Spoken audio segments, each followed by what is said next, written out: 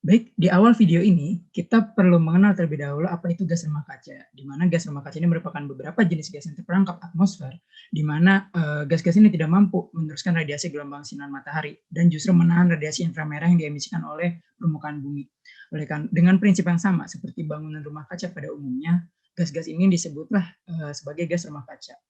Dengan jenis-jenisnya kita bisa lihat di sini ada kurang lebih ada 6 komponen, yaitu uap air, karbon dioksida, metana, oksida nitrat, klorofluorokarbon atau CFC, dan juga ozon dengan sumber-sumbernya berbagai macam. Ada yang dari evaporasi atau penguapan, pembusukan, pembakaran, dan proses seperti reaksi antara sinar matahari dan oksigen. Efek rumah kaca tidak selalu berdampak negatif. Ada beberapa dampak positif yang dapat kita peroleh. Tanpa adanya efek rumah kaca, bumi dan sisinya pasti akan membeku, dan bahkan suhu rata-rata permukaan bumi diperkirakan dapat mencapai minus 18 derajat Celcius. Ketika cahaya matahari mengenai atmosfer serta permukaan bumi, sekitar 70% dari energi cahaya matahari tersebut akan terserap oleh bumi, baik itu melalui tanah, lautan, serta tumbuhan. Sedangkan sisanya 30% lagi akan dipantulkan kembali melalui awan, hujan, dan permukaan reflektif lainnya. Selain itu, efek rumah kaca sangat bermanfaat di bidang pertanian. Untuk beberapa negara subtropis yang memiliki 4 musim, efek rumah kaca dapat difungsikan sebagai untuk memerangkap panas dari sinar matahari dalam bangunan kaca, di mana saat siang hari suhu rumah kaca akan semakin hangat, dan pada malam hari hangat tersebut akan tetap terjaga. Efek gas rumah kaca merupakan fenomena alami bagi bumi. Namun, setelah revolusi industri berlangsung, konsentrasi gas rumah kaca yang dikeluarkan ke atmosfer terus meningkat. Dan peristiwa ini disebut juga dengan enhanced greenhouse effect. Setelah revolusi industri, terjadi peningkatan kadar CO2 sebesar 30% dan metana meningkat 2 kali lipat dari konsentrasi awalnya. Saintis sebagai memprediksi bila peningkatan ini terus berlangsung, maka suhu bumi akan meningkat sekitar 3-4 derajat Celcius dan akan menyebabkan bumi menjadi tidak layak dihuni lagi. Enhanced greenhouse effect dapat menyebabkan kenaikan suhu global dan naiknya permukaan air laut karena pelarahan es di daratan, menyebabkan perubahan pola curah hujan dan iklim, serta mengganggu kehidupan organisme dan bioma di dalamnya. Power plant merupakan pembangkit listrik yang berguna untuk menghasilkan listrik bagi masyarakat. Akan tetapi, power plant ini juga merupakan salah satu penyumbang gas efek rumah kaca. Proses-proses yang menghasilkan gas tersebut adalah pembakaran batu bara yang menghasilkan reaksi kimia sehingga bisa menyebabkan emisi karbon dioksida, SOx, dan juga NOx. Oleh karena itu, pada tahun 2016 diadakanlah namanya Perjanjian Paris untuk mengatasi perubahan iklim. Menurut EPA atau United States Environmental Protection Agency, kita bisa lihat bahwa kadar sulfur dioksida, nitrogen oksida, dan karbon dioksida makin menurun setiap tahunnya karena kesadaran para negara sudah mulai berkembang.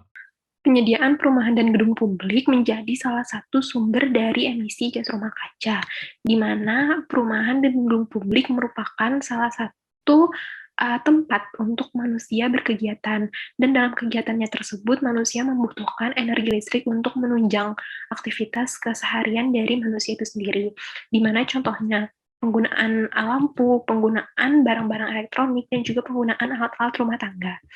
Dan menurut data statistik PLN, energi listrik yang digunakan dalam perumahan dan gedung publik ini menyumbang sebanyak 39% dari total gas emisi rumah kaca secara keseluruhan di Indonesia. Alat transportasi sendiri merupakan salah satu sumber terbesar dari emisi gas rumah kaca di muka bumi. Hal ini disebabkan karena alat transportasi masih menggunakan sistem motor bakar yang energinya bersumber dari bahan bakar minyak yang berasal dari fosil.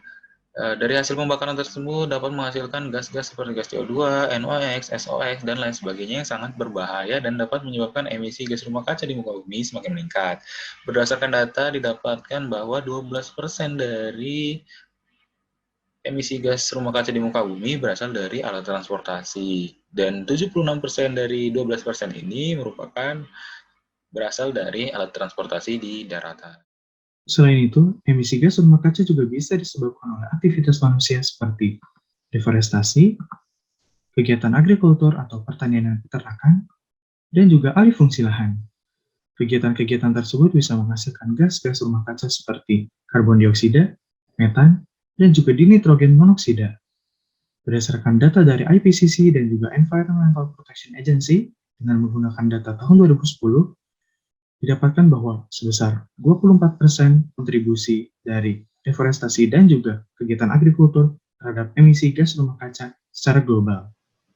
Kegiatan industri sebagai kontributor utama emisi gas rumah kaca berdasarkan data dari The World Research Institute pada 2020, penyebab emisi gas rumah kaca itu ada 5,2% dari proses industri dan juga ada 24,2% dari industri energi. Nah, emisi gas rumah kaca dari kegiatan industri ini ada proses reaksi kimia di industri, penggunaan gas kategori gas rumah kaca di dalam produk, dan juga penggunaan karbon bahan bakar fosil untuk kegiatan produksi dan juga limbah industri. Nah, kategori sumber emisi ini antara lain ada industri mineral, industri kimia, industri logam, penggunaan produk bahan bakar non-energi, dan lain-lain bisa dilihat pada slide berikut.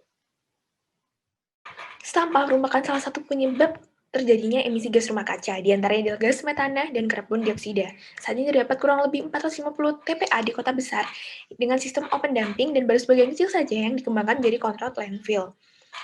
Potensi sampahnya mencapai 4 juta ton per tahun. Potensi gas metana bisa mencapai 411.000 ton per tahun atau setara dengan 240 ton karbon dioksida per tahun. Jumlah ini menunjukkan bahwa 64% total emisi sampah berasal dari 10 kota besar di Indonesia. Metode untuk mengurangi emisi sampah ada beberapa. Contohnya adalah melakukan manajemen sampah dengan memanfaatkan teknologi dengan baik, serta menerapkan strategi zero waste. Penerbangan merupakan salah satu sektor yang menghasilkan gas rumah kaca.